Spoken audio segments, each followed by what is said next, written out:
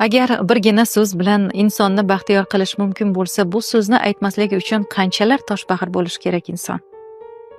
Insonga dalda kerak ekanligini bilib turib sukut saqlash bu ruhiy zo'ravonlik va bu zo'ravonlik ba'zan qo'l ko'tarishdan ham og'irroq bo'ladi.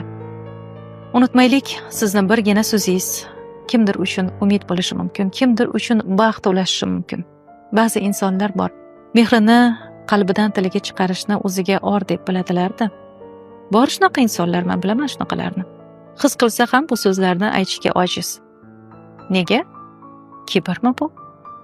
Birgina so'zi, rahmat, kechir, seni tushunaman, men seni tushunishga harakat qilaman, yoningdaman. Bu shunday so'zlarki, ular sizni bir oylik mehnatingiz, bir oylik ibodatingiz bilan teng bo'lishi mumkin. Chunki bu so'zlarda qalb bor, samimiyat bor, mehr bor. Robbim bizni ayni shularga chorlamaganmi? Ba'zan kechirasanmi degan bir og'iz savol qancha qalblarni yarashtirishi mumkin?